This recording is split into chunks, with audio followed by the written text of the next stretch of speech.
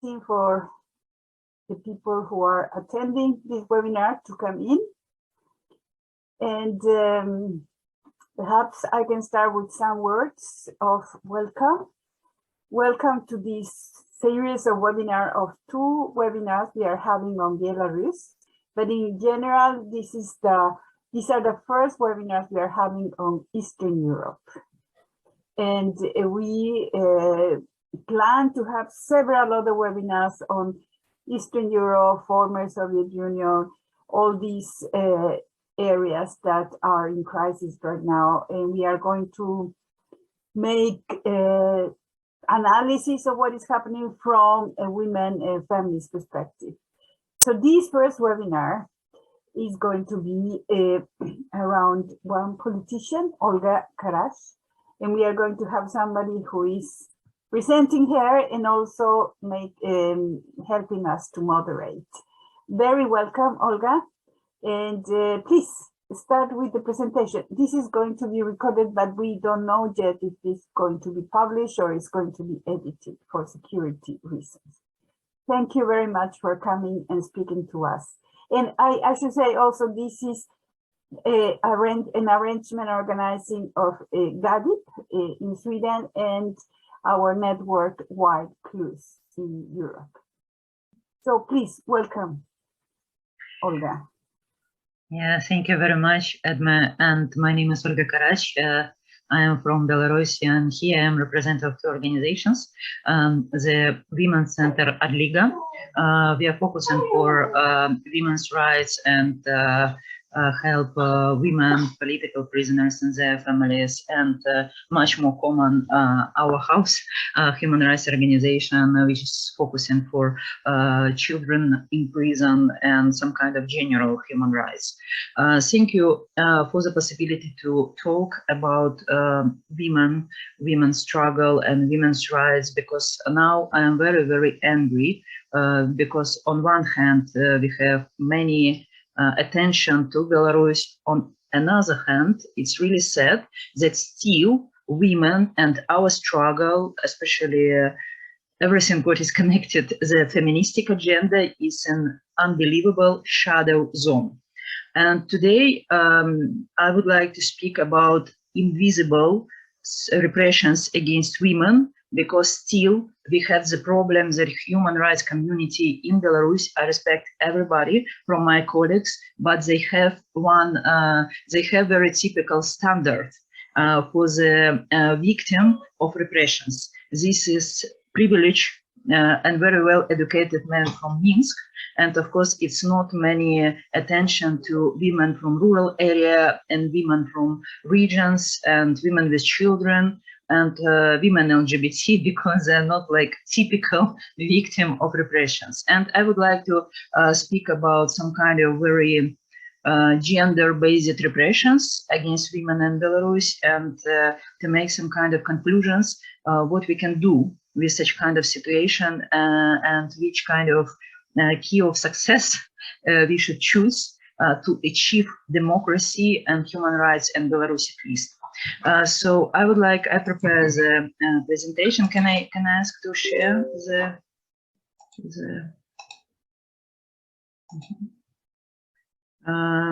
do you see? Yeah.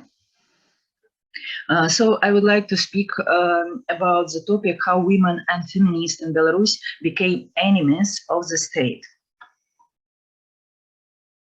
And as you see, actually, this is the photos from the protest actions in Belarus. I don't know of authors, unfortunately, but it's very famous and it was distributed everywhere. So I would like to excuse me because I cannot mention the names of the photographs. But I would like to speak about general statistics of repressed women activists in Belarus since August 9, 2020. As you understand, the repressions are continued now, and even the repressions are increasing.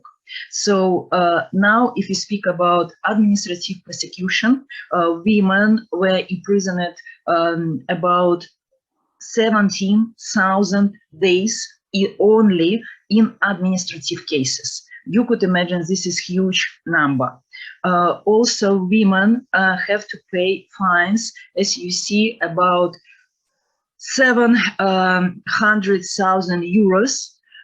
We speak only about the women whom we, as human rights defenders, know, and you could say that the price for the struggle for women's rights in Belarus is quite high for women activists and feminists.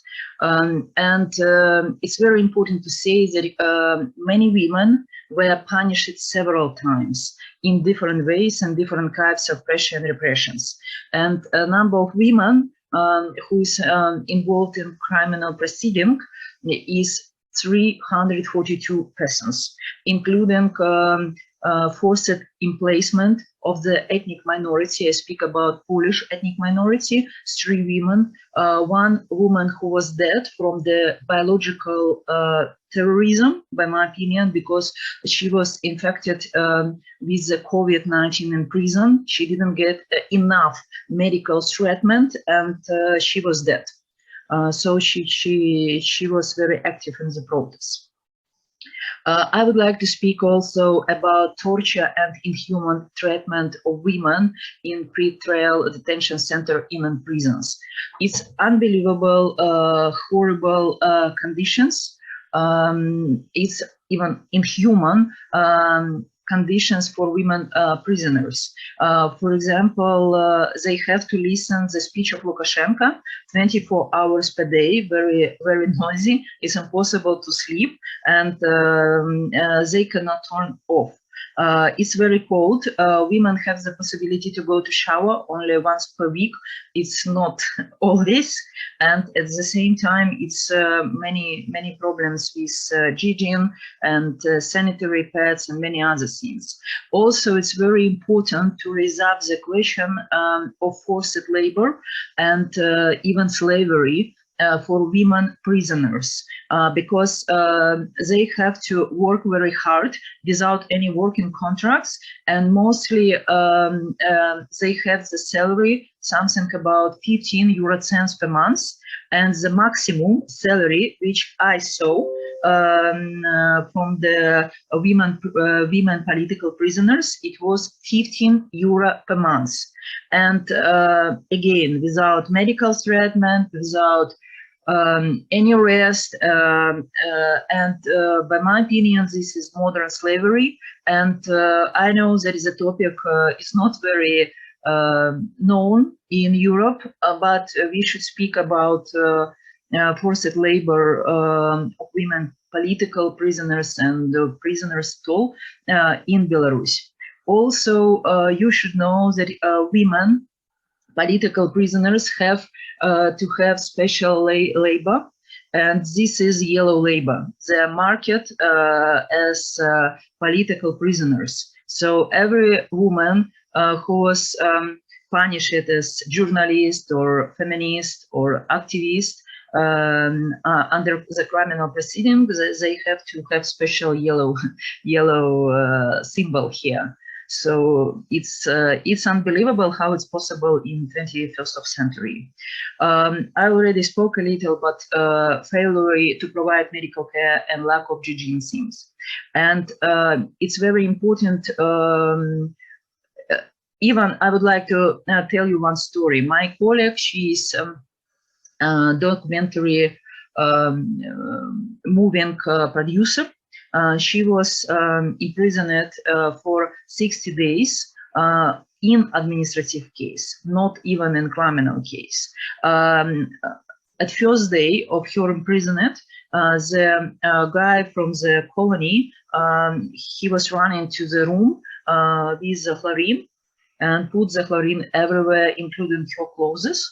And he says that it's some kind of prevention of the COVID-19. And after, all parcels to her and her colleagues in the prison room were cancelled. So she was sitting without any food, without any new clothes, without any hygiene, etc. during 2 months. Before, she had unbelievable and very nice red hair, but after 2 months, she was absolutely grown. You could imagine what is happens with women who is imprisoned much longer and in criminal cases. Also, we should speak about very specific repressions against women, mostly in women, not against men, imprisoned in psychiatric hospitals. So still we have the problems that many women, especially rural women human rights defenders, who is imprisoned not even to prison but to psychiatric hospital, and it's many deprivation in different ways, and also the Lukashenko regime is using special medicine against them, and organize some kind of additional torture, like for example for women it's forbidden to go to toilet since 9 o'clock p.m. to 6 o'clock a.m. Because in psychiatric hospitals the toilet is outside, so they have to go out and they have to knock, and usually the administration of the hospital doesn't react for such kind of signals. Also, as I already spoke a little, nobody knows that Lukashenko regime has a practice to deportation and forced emplacement. Several foreign women, mostly from Russia, they were immediately deported after the protest and lost their homes because they have the permanent allowment to live in Belarus, but everything was cancelled, and so and now they cannot return back. Also, we have the forced deportation of 3 female activists from Polish ethnic minority, citizens of Belarus, and Lukashenko regime took them to the Belarusian-Polish border without documents and anything, and they have to go through the border, but again without possibility to return back. Also, it's very important to speak about the pressure for women activists via children. As we know now, every woman protester who is very active in Belarus reports about the pressure for her through children, if she has the children, of course. And even the official state bodies agreed that this is very famous procedure against women protesters. And for example, prosecutors admitted that they held so-called explanatory talks with more than 400 women and children. And of course, the main stress that if the woman should be continue to be active, sorry, my dog is to be active, she will lose her children, and very often her children are kidnapped, and her or has very specific pressure at schools and kindergartens. And now we have many cases when even women have to run and to leave the country only because it was the one possibility to save children home and to fight against any kidnapping. And also, if you speak about what is happens and why Lukashenko is fighting so hard with women, especially, and he's trying to use different type of repressions, you should understand one very simple reason. This is the ideological struggle between old patriarchal hold and women who is feminist and activist and who is not agree to live under old role models. Even I would like to remember that in Belarus still we have 186 professions forbidden for women, and even in such small things, the state, the Belarusian regime is trying to control and discipline women.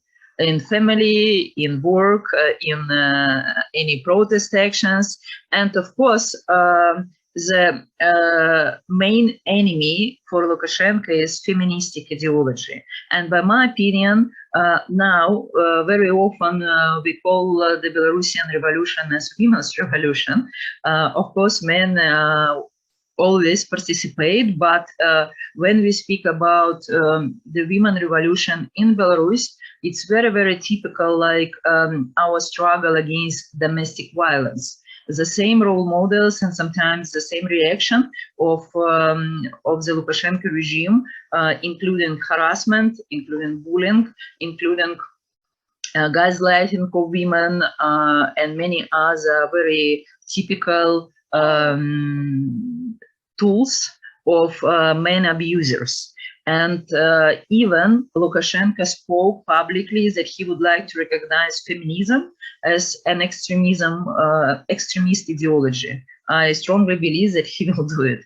And by my opinion, the struggle for women's rights and the active promotion of a feminist agenda in Belarus becomes the main key of success to achieve democracy and return Belarus back to the democratical way. And because this is some kind of indicator to check, even if we have many men in a position who can speak that he is democratical, but if he speaks against LGBT rights, women's rights, it's very clear that it's only worse. So we need to act, we need to be much more active now, because unfortunately in Ukraine we have a war, and unfortunately Belarusian regime is co-partner of Vladimir Putin and the Kremlin in such kind of war. But at the same time, we think and we see how women of Belarus, they don't want to step back, and they would like to continue the struggle. And even we started the campaign. No means no, but maybe I will tell later about the campaign. So now I am very, very open to your questions and to speak maybe in more details and answer. Yeah, and thank you very much for your attention. Thank you, Olga. Perhaps you, good. All quotas are from Belarus, so it's not from Ukraine. Even last quota, I like it a lot because you can see a very confusing man in military uniform. Women in Belarus, we are struggling with open face. Yeah, we are struggling with our shining eyes, and we are not afraid, but they're afraid us much more than we are them. Thank you. Thank you, Olga. Perhaps you can close your presentation so we can come back to the... Yes, thank you very much. Do we have some questions already?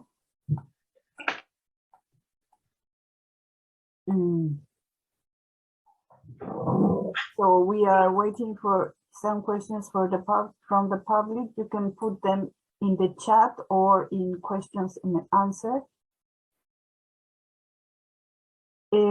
Yes.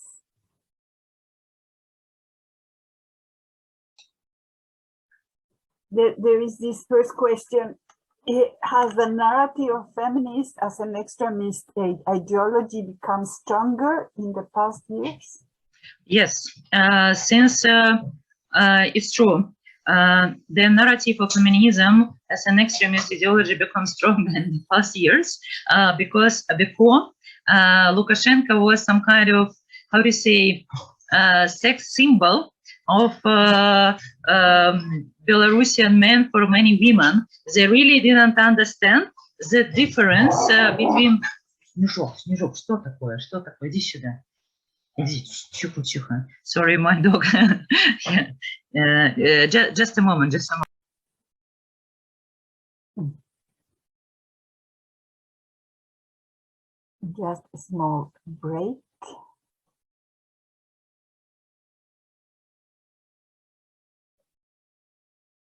Yeah, I'm here, sorry. I would like to give you the example why Lukashenko is so angry, but I'm so proud of Belarusian women. In Belarus... Тихо, тихо. Снежок. Just a moment, yeah.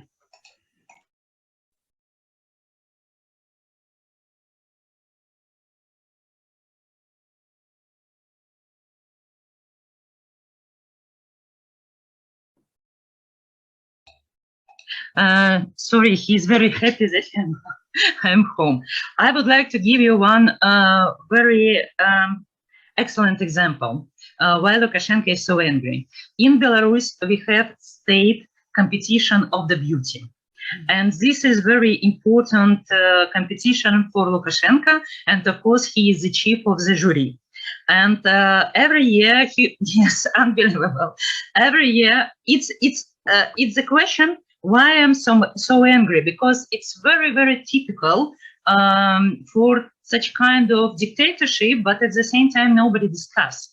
And Lukashenko has to use some kind of, I don't want to say wife, but the Miss of Belarus, and the young woman has to follow for him during 1 year for all parties, official presentations, any trips, etc., etc. Next year, he should choose the next one.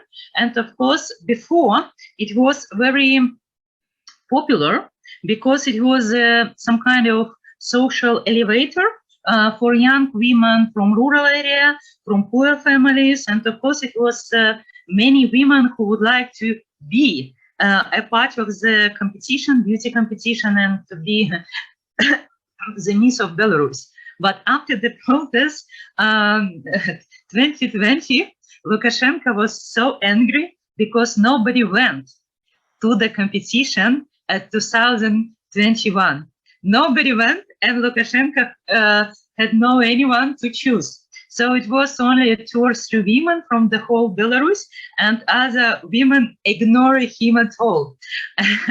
And even we had additional pressure for young, beautiful women at universities because the teachers pressured them to participate in the beauty competition. But the main affair for the women was, and what should I do if I could be a winner? So he was not able to organize real competition, and he was not able to choose somebody. And of course, for me, it's very important that it's not only connected to young and very well-educated women from Minsk, for example, but it's very connected to the struggle for women's rights. It's connected also to women elders or women with disabilities. Women really don't want to listen to Lukashenko, and they don't want to give the power to the hands. Before, I listened many times. Again, I'm very angry for such kind of sentence, like very good, very active a woman with very, very strong leadership. She is going to do something or ask something, and she always repeat, I don't want to be a leader. I would like to solve any problem, and after I will leave the sphere, etc. It was very typical. Now, many women who is going to us, they say, no, we cannot share our responsibility with anybody. We would like to manage our life ourselves. This has changed since August 2020. And by my opinion, this is very important. And we have to explain and we have to promote the feministic agenda to the women. They're ready to listen. Because, for example, for last year, our social networks and YouTube channels and programs, of course, we explain what is feminism and social injustice for women, etc., the problems of women prisoners, many questions. So we achieved more than 13 million views, and about 60% of the users are women. Before, it was only 25%. Now about 60%. And of course, this is huge audience. I'm very happy that now women are looking for information. Women are following for women, not for the men.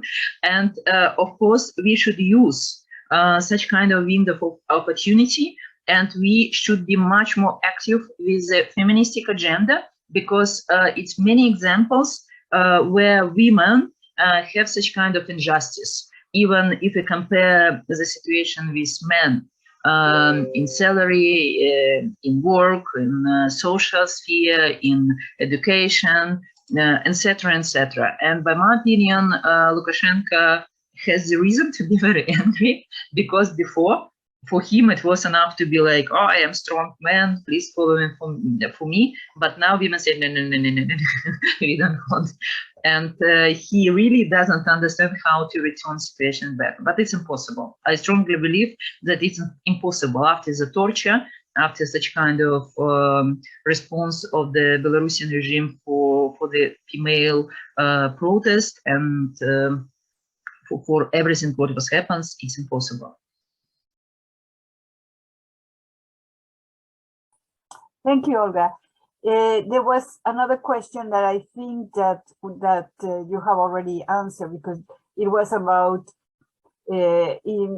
if you see that society is becoming more pro-feminist, and you said that it has increased. And somebody else wants to know, do you feel any difference in repression since the war in Ukraine, or nothing much different to before? It's very interesting question, because we have only 15 days of the war, but at the same time, I feel much more, not repressions, but much more frustrations of Belarusian women, and we have to do something with that. Because now Belarus is recognized as a country aggressor from the Lukashenko activities. And again, it's very typical for abuse system. Who is responsible for that? In public opinion, even in the EU, the responsibility for Lukashenko's activity is Belarusian women's responsibility. So for last 2 weeks, many women who has to leave Belarus from the political reasons, from the repressions, they report about a huge number of xenophobia against them.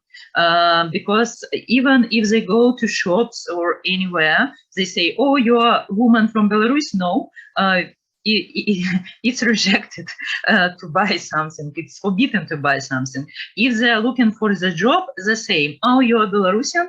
Sorry, no. Any other educational rights for students, women students from Belarus, the same. You know, visa rejection, many different ways. So the same problem. Lukashenko and his men in the military ministry and other enforces. Who is enforces? They're men. You know, but I don't know why, again, everything turned out, and it's very strange to listen that we are, as women of Belarus, we are responsible for Lukashenko. We are fighting against him. We think that Putin and Lukashenko are our main enemies, as very typical patriarchal dictators, but at the same time, it's huge wave of xenophobia against Belarusian women in Europe, not even in Belarus, but in Europe. Mm. I suppose it's the same as for Russians outside. Yeah, yes, of course, yes. We should say that we are in the same boat with Russian women who left country. But if you speak about Russians, maybe many of them left Russia by economical reasons. But if you speak about Belarusian women, of course, 90% of them had to leave Belarus by political reasons. So now the women are very frustrated, and women are really depressed because they really don't, they cannot understand how it happens. So we are fighting, and now we are responsible for the guys. But by my opinion, this is typical if we speak from the our point of view as feminists. And also, yeah, and also now we need new fresh air for Belarusian feminists to raise up, because yeah, they have many frustrations from the situation. There are several other questions, but first a comment that says, I believe the link that Olga is describing between anti-feminism and Lukashenko's ideology and political action is very important, not conceptually taken into account often. Same with Putin's ideology. Yeah, and of course, Lukashenko is using women, and very often he's using women like, how to say, free and unpaid workers to solve many social and economical problems, especially in rural area where we haven't enough social infrastructure, etc. So everything what is solved in Belarus now, it's solved by women's hands, and very often unpaid women's hands. Now he understands the situation has changed, and he understands that. But again, it's unbelievable. But Lukashenko, the society is very changed.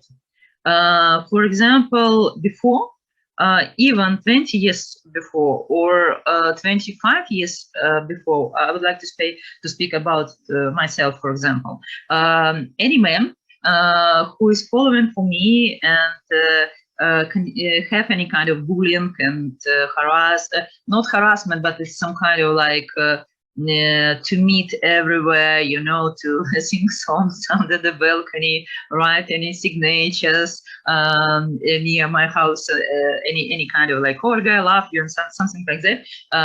25 years ago, I would say that I should think that it's very romantic.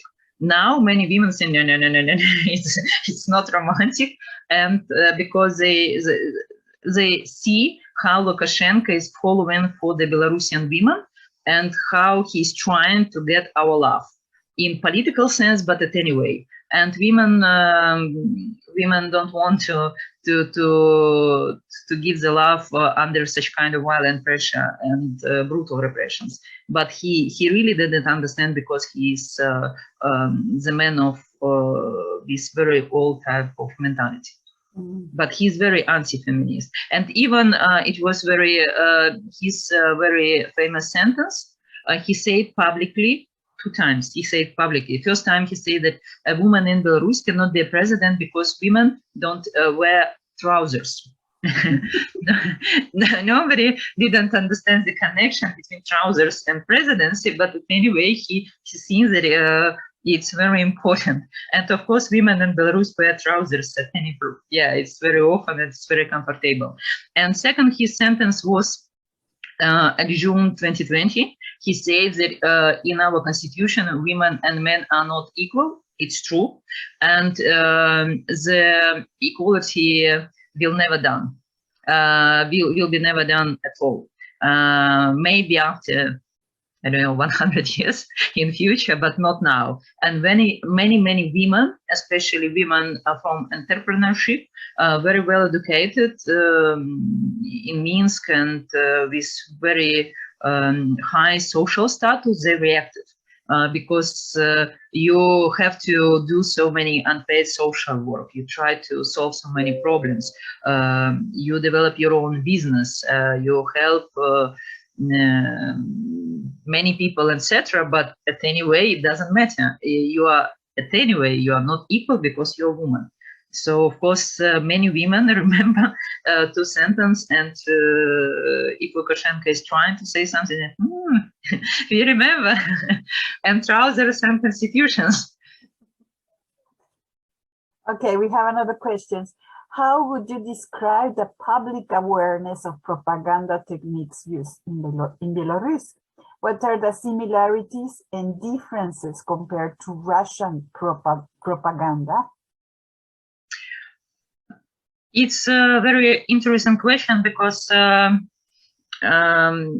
actually it's a huge propaganda attack. I would like to say, for example, I am the second one in Belarusian TV After Lukashenko, only for 2021, it was 147 TV programs against me. It's almost every 2 days, it's new TV propaganda. Even on TV, people don't explain who is Olga Karatch. I could imagine people don't know, you know, and so, but they even don't express it. You see Olga Karatch, like, yeah, and which main topics of the critics from the Belarusian state TV. I'm a feminist.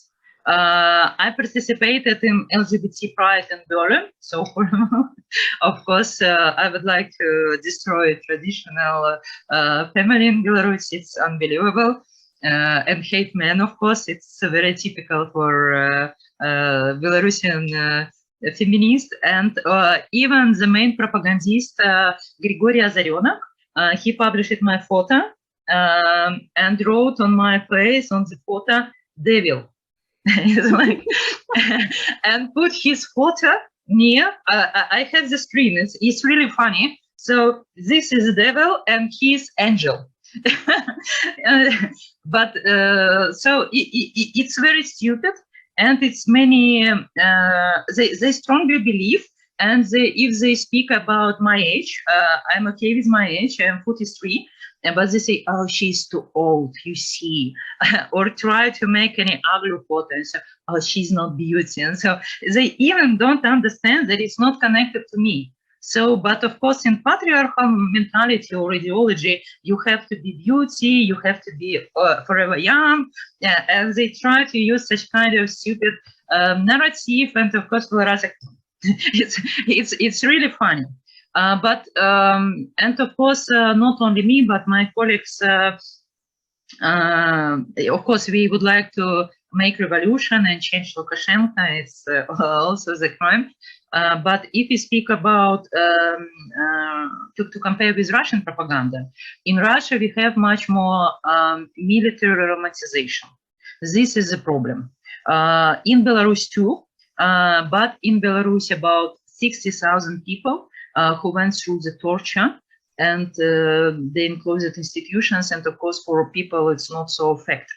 Russia is much more huge country, and they are using much more narratives as fascist, Nazi, and we have to fight with a vote because against us. It's also very typical for Russian and Belarusian culture.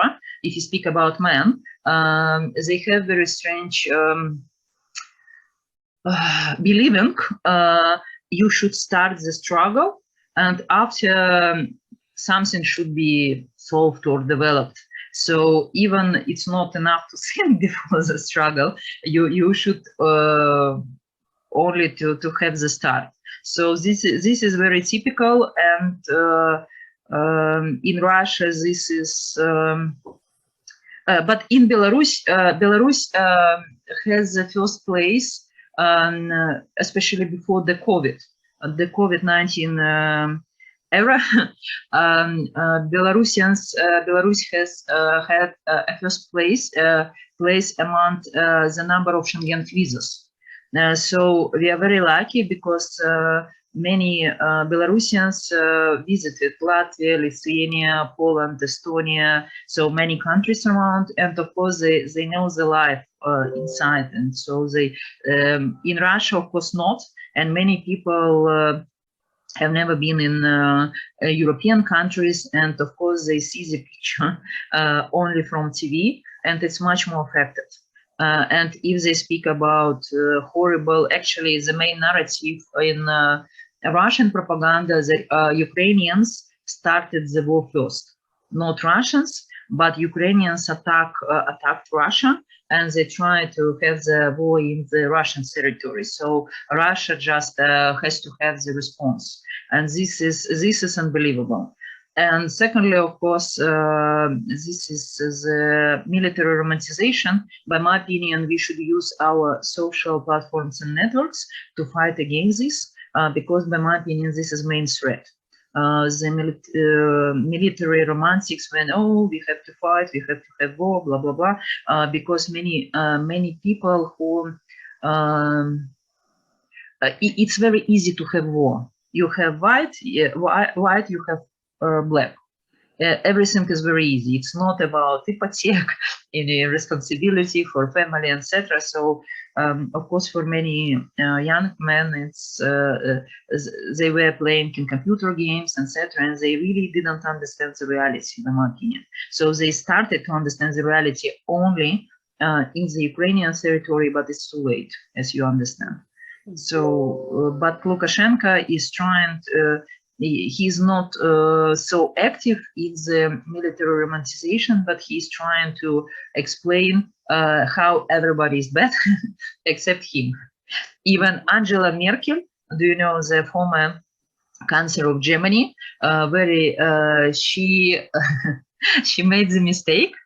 She says that she admires of Belarusian women and the brave Belarusian women. And Lukashenko recognized her as terrorist immediately. And he said publicly that she would like to organize some terroristic attacks on the territory of Belarus because she's retired. She has many free time now. So you could imagine we have to listen such kind of absurd speech. And even Lukashenko 3 years ago, Lukashenko promised publicly that Minsk, our capital, the capital of Belarus, will be next capital of United States of America. But Lukashenko is very kind of person. He will not annex to make annexation of America. So they will be involved or will be added to Belarusian territory. And so, and of course, yeah, when we listen, I strongly believe that if Lukashenko should be stand-upper, it should be much better for everyone in Belarus. He should be much popular because he's speaking so stupid things sometimes, but people believe it. Some people believe it because if you're watching only Lukashenko and have no any kind of other information, yeah, it's affected. We have more questions. Thank you so much, Olga, for these insights. Could you please tell a bit more about how the Belarusian feminist movement is organized? It's very interesting question because before the Belarusian revolution, it was two parts of Belarusian feminist movement. First part was who was concentrated for the struggle with the domestic violence. And by my opinion, this is very important struggle.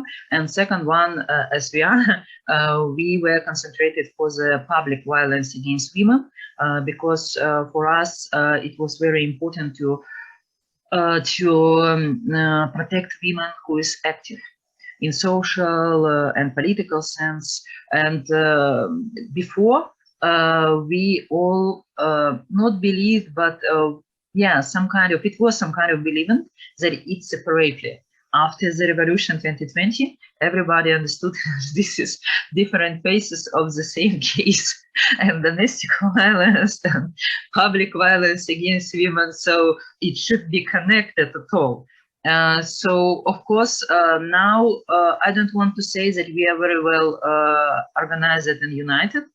Still, we have to increase our capacity, and we need help to increase the capacity from the international women's community. And also why it's not so well organized, because now many women have to run to different countries. And of course, if you are working inside Belarus, it's much easier to be connected if we compare with now. If somebody is in Vilnius, somebody in Georgia, somebody in the United States, somebody somewhere, and of course, people and women have to survive. Women have to have some kind of integration and adoption, and now it's much more, yeah, as I told you, many women are really depressed and frustrated because many of them, and me too, we had many hopes that Lukashenko will leave soon. So we really didn't expect that our struggle should be much longer than 1 to 3 months. Now we have more than 1 year and a half, and you could imagine that for many women, it's like, and the life is totally changed. So before the revolution and after. And for many women, it's very important to say that it's totally destroyed. Because I would like to say, as organization, as my team, we are helping the victims of repressions and mostly women. We have to speak about gender specifics of women refugees and men refugees. If man is trying to go out from Belarus, he has passport, he has money, nothing more. If a woman is trying to run from Belarus, why we have so many women political prisoners now? She has babies, she has relatives, elder relatives, she has pets. It's very typical. So this is like real trap. You have to live with somebody. And of course, very often it's financial question. When the woman is trying to organize running from the Belarus, very often it's too late. So she's in a database. For her, it's forbidden to leave Belarus. So she has to live through forest illegally. And of course, this is so many bureaucratic questions and almost no support. For example, in Lithuania, we have many political support. We have many Lithuanians who support us in some kind of moral sense. But at the same time, if you're a woman, you're running through the forest, you have to ask the status of political refugee. And you have to wait the response and the decision during 6 months minimum, now even more. And during the 6 months, the whole financial support which you received from Lithuanian government, this is 20 euro per month. It's absolutely not enough even for transport. And of course, in this end, it's forbidden to work legally. So we had the advocacy campaign, and we pressure to Lithuanian politicians to organize allowment work for the people, for the women in the status of seeking of political asylum. But and they promised to do it, but still it's not solved. And you could imagine in these situations, the women have to work illegally. Because otherwise they cannot survive, and especially with children. I don't know why we have unbelievable number of women with many children, 3, 4, 5. I'm shocked. Even I didn't know that we have so many women with many children in Belarus at all. But this is it's not the question of hundreds of such kind of women, but thousands in every country. And of course, other very important thing or situation, what you should know, if you're a man and you are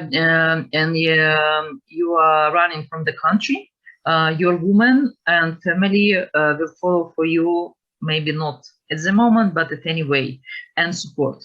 But if you are a woman, very often men live in Belarus and make divorce.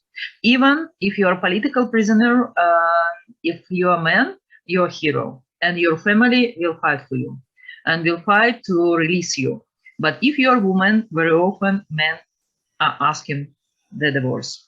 Even for famous political prisoners in Belarus, women political prisoners. And very often women have no any support inside country, outside country, and of course, it's not the topic what is interesting at all. If we speak about political prisoners, everybody knows the names of famous men political prisoners. If you speak about women political prisoners or children, we have 9 children political prisoners. Nobody knows the names. And by my opinion, this is something wrong. Because the women, they're imprisoned for their fight and for their struggle. And for many of them, of the women, this is first time when they say no to something, to injustice, to the bloody regime, to the human relationship with the state bodies and many other things. First time to say no. And this is unbelievable bloody response. And nobody, not nobody, it's impossible to say nobody. but the solidarity is much less to women. And why I'm here? Because I would like to have much more international attention to the problems and repressions against women prisoners, women political refugees, and everything what is connected to the struggle of women, Belarusian women for our rights, because still we have many things what to change and what to do, even after Lukashenko regime too. It's very clear now. Thank you, Olga. And another question.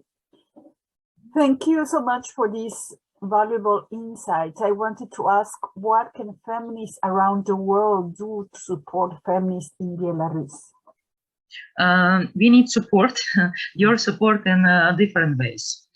First of all, we need, unfortunately, I have to say about it, we need the informational support, because I strongly believe that for you, even today, it's many new information, what is happens in Belarus with women, and sometimes we feel some kind of, how to say, I feel like in glass.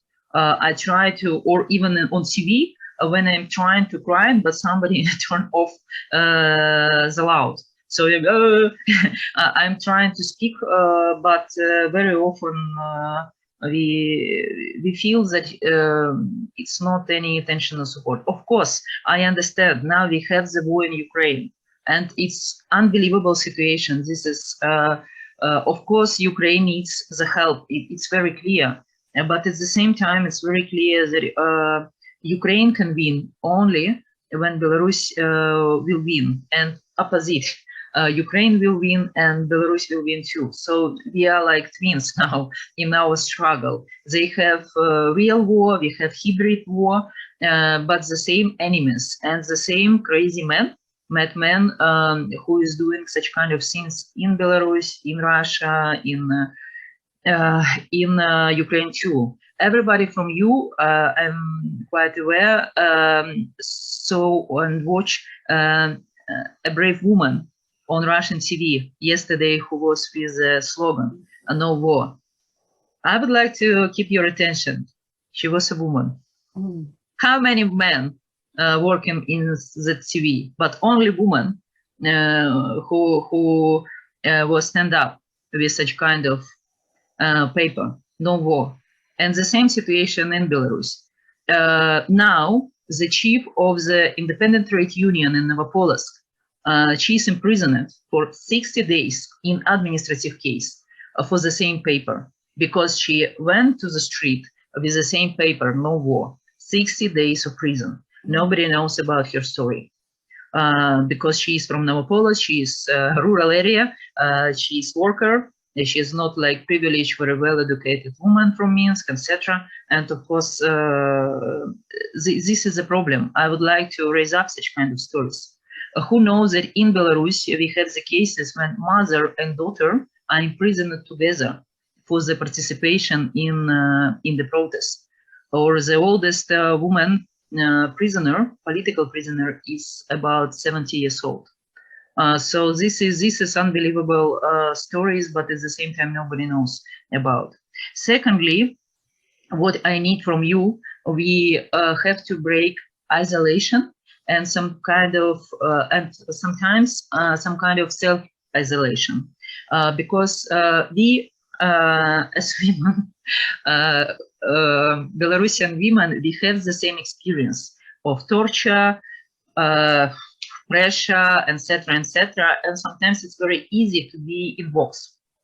Do you understand what I mean? When we have our own environment, we don't want to go out, because women are so traumatic, and it's not enough to organize ecological health, because as I notice, many women who is under the traumas, if you have light traumas, if it's possible to say about light, in this case, they understand in their mind that something is wrong with phobias, etc. But if you are very big affected, very huge affected by the torture and repressions, especially rapes, because we have rapes in prisons and rapes during the detention by enforcers, by the sticks. So, of course, in this situation for women, it's much more complicated to ask any help, and even not psychological help, but even moral help. Even in Belarusian diaspora in Vilnius, we already have 3 cases of suicide. It was not successful, but 2 of them women's suicide.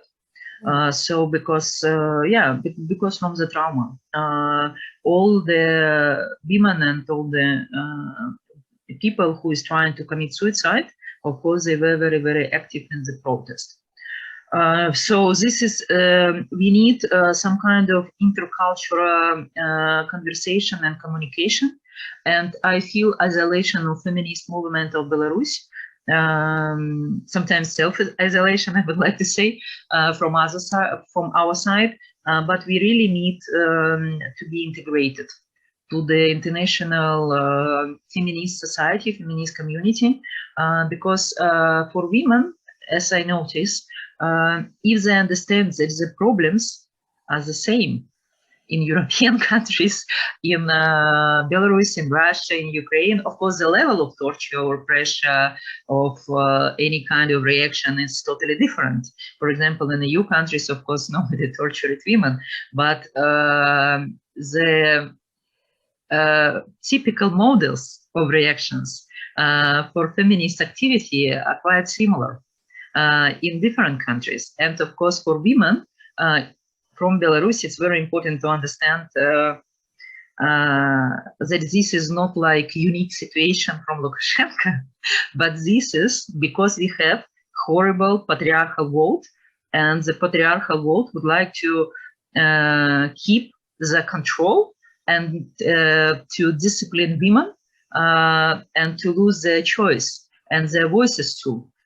Because this is struggle, for me, this is a struggle between old and new world, and old mentality and new mentality, and some kind of, sometimes even the struggle between men and women in some kind of case, because women are asking more power and some men really don't want to give the power. So this is very important for Belarusian women to understand the whole picture at all, not like puzzles, but to collect the puzzles together.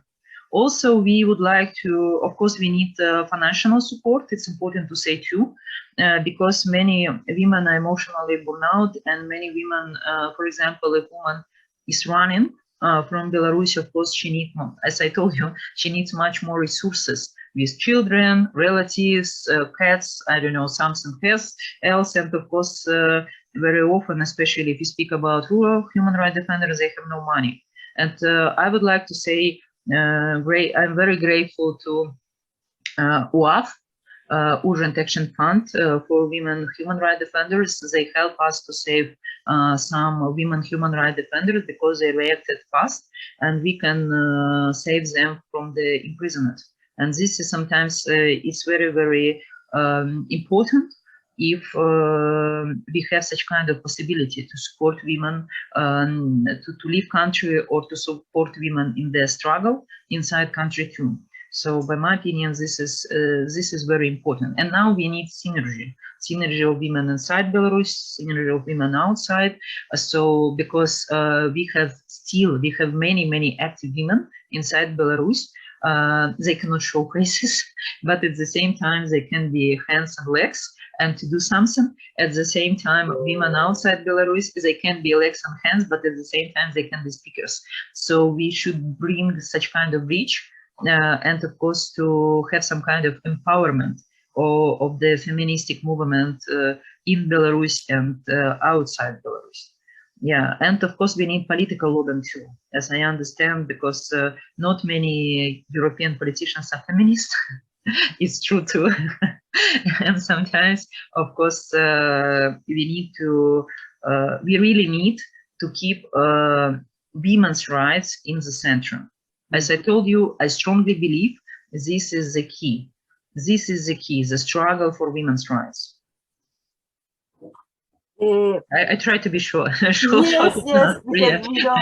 we have less than half an hour left. Another question, I think you have answered, but perhaps you want to add something else. How and whether the strategy of Belarusian feminists has changed in connection with Putin's aggression in Ukraine? I try to be short, but yes, we changed our strategy a little bit. I would like to steal the Lukashenko's army because we, since 1st of March, we started the campaign No means no, not only for Belarusian women, but to Belarusian men, to say no and reject their participation in the war in Ukraine.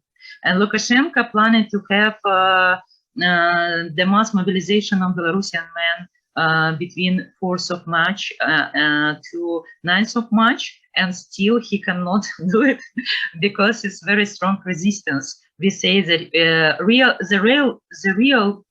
heroism for real men is non-participation in the war from the Putin side.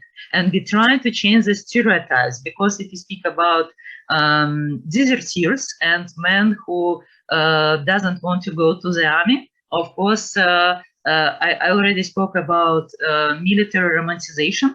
Of course, for the men, it's really hard to say no, because it means that you are like not real men, etc., etc. But by my opinion, this is very good opportunity to promote the feministic agenda through men's audience, because since 1st of March, we produced some video with the explanation that the real men can say no for the participation in the war in Ukraine from the Putin side.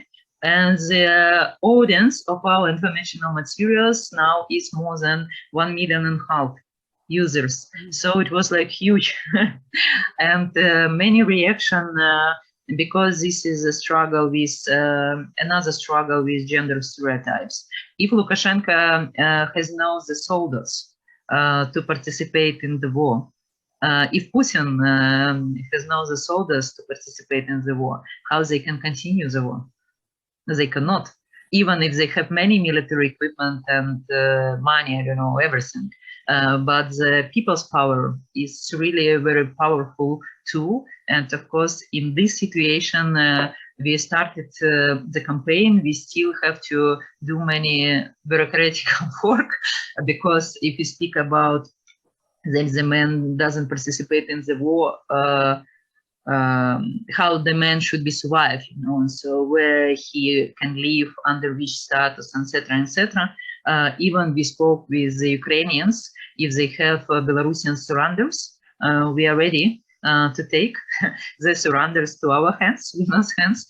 But of course, our main message to Belarusian men: you have the same right to say no as the Belarusian women if you don't like to participate in the war, and you should do it, and you have to do it, because I'm quite sure that nobody would like to participate in the war from Putin's side. It's crazy. Thank you. And another question: how is your personal situation as an active feminist? Oh, many attacks, many threats of murder, many. Yeah, as I told you, propaganda attack, etc. But I don't want to have bodyguards.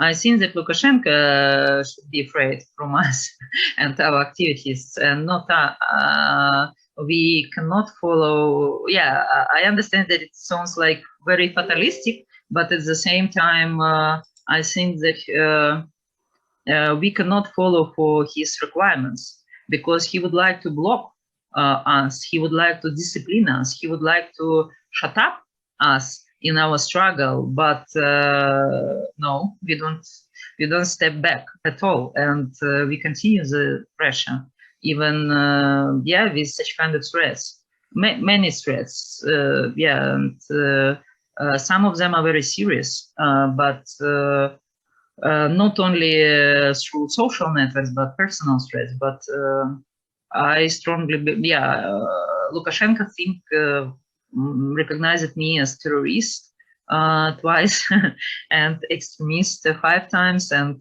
even I proposed him publicly to think about some kind of additional definition, because if he will recognize me 6 times extremist, you know, it's not so interesting even to me, too much numbers. But I think that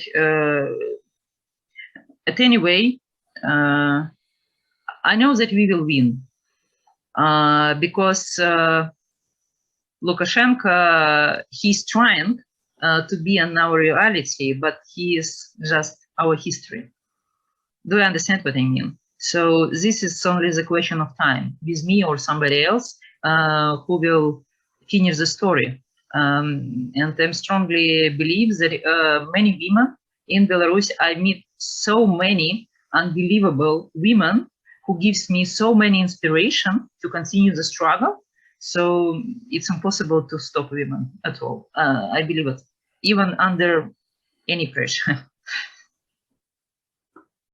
Yes, another question is, in that in patriarchal society, motherhood is not a choice due to gender-based violence, lack of sexual education, and access to contraception? Yes, it's very, we have very typical patriarchal dictatorship. Abortions are not forbidden in Belarus. Maybe this is only one thing from good moments. But of course, this is huge propaganda of the motherland, motherhood. For example, Lukashenko told publicly that every thought baby is his, and but at the same time, no support to the mothers. It's very typical for the dictatorship at all. So if you have no babies, the state is pressuring you to have babies. But if you have babies, it's your responsibility. Nobody can. Until the baby is not female, but male baby, and he is 18 years old and he's older. In this situation, of course, the state bodies remember about your son. And of course, this is still many gender stereotypes. If you have no babies, you are not like again a real woman. Yeah, it's huge. It's huge. Or a lot of ageism towards young women and old women. Young women, because people think that they have no experience, etc. But many young women have much more experience than men. And also to old women, because people think that they have no sense to live or something like that. So they're not beauty, they're not young, and it's a lot of, even as I told you, this is a lot of expectation of objectivation of women.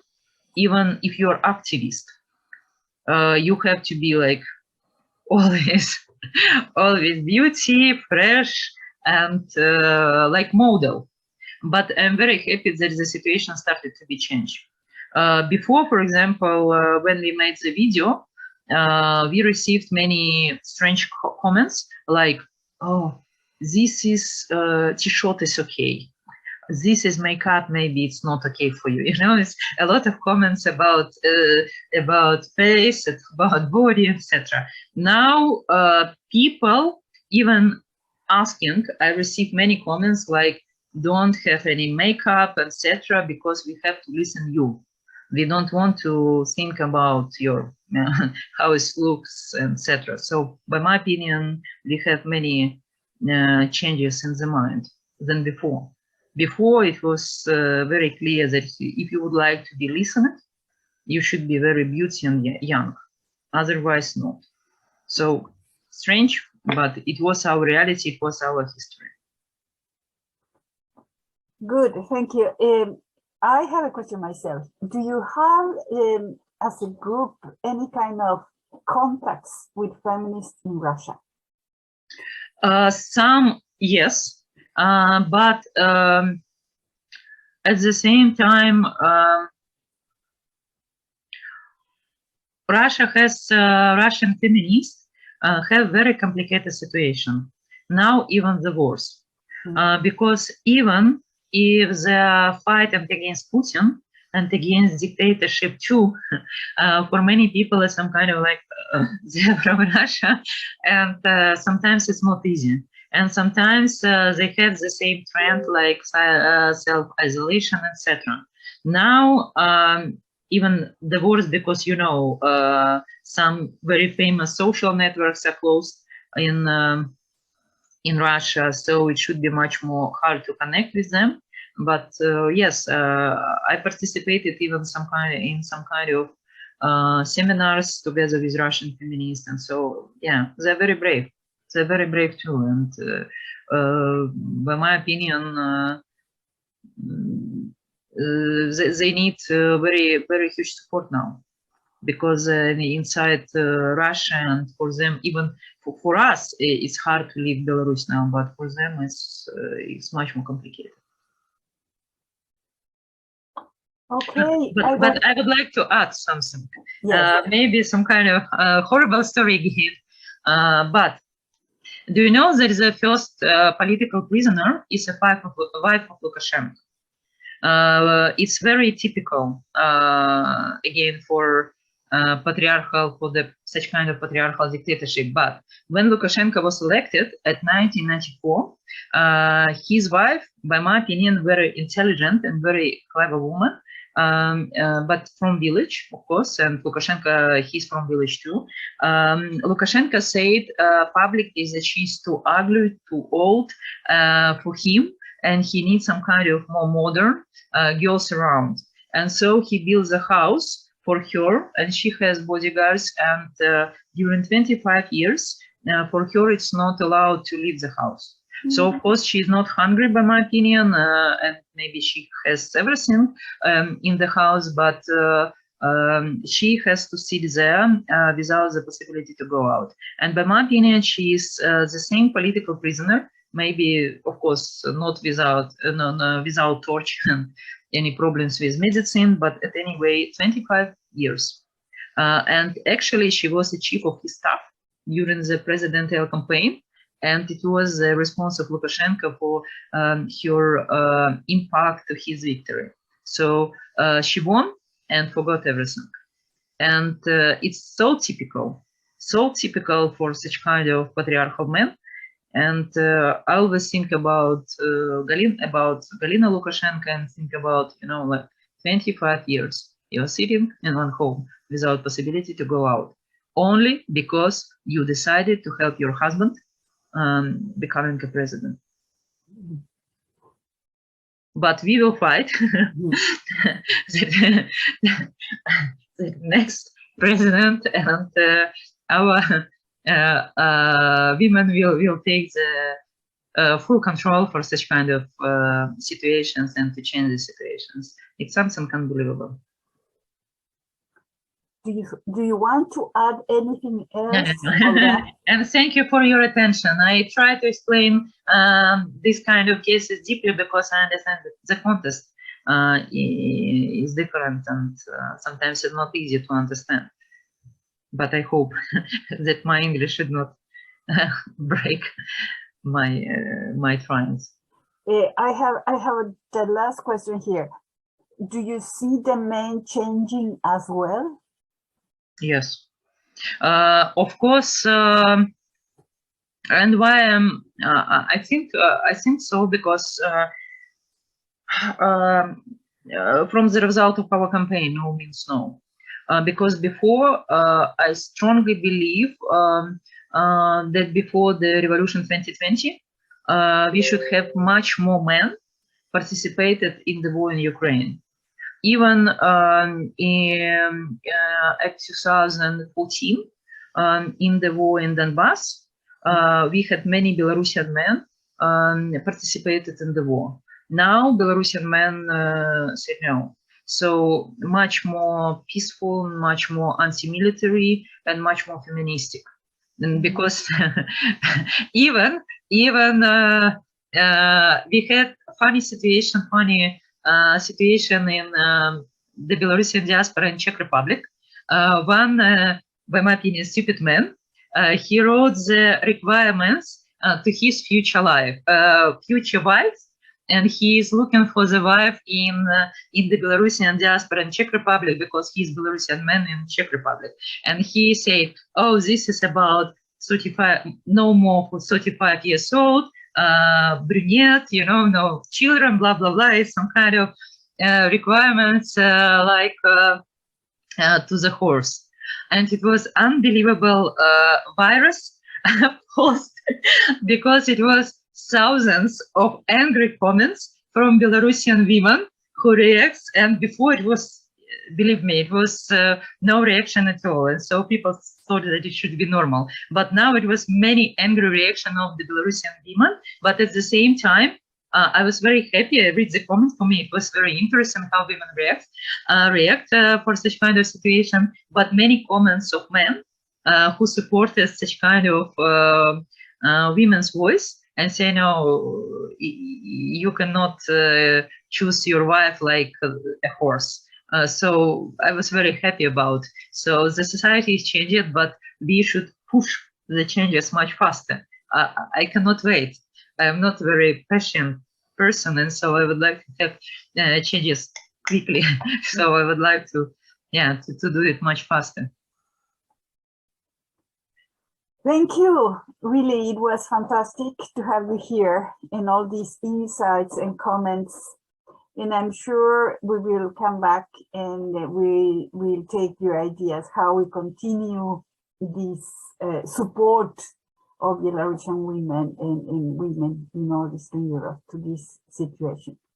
So thank you very much, Olga. I don't know if Gea, do you want to say something? Yes, well, I can say very briefly something. Thank you all for listening. Thank you all, Olga. I would like to maybe echo the word of Claudia.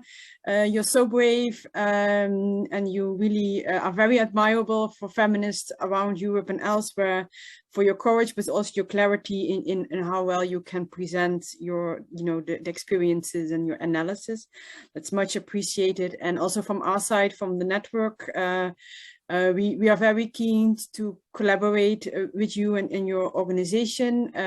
Of course, we also struggling as many feminists with capacities, but we are, very determined to do that in our time. And I hope with this webinar that we can also take it to, for example, European politicians and maybe some national politicians, because I think that is also where some of the strength of White Plus lies, to mobilize other feminists and really our politicians to listen and to take action. So really thank you so much, and it was very insightful, and yeah, it's really amazing to hear you speak. Thank you. So thank you, and as everybody knows, we have another webinar with other Belarusian women tomorrow. So this is to continue tomorrow. Oh, thank you for attending this. Yeah, and thank you. Sorry for my dog. He's noisy. Yeah. Thank you. Yeah, thank you. Yeah.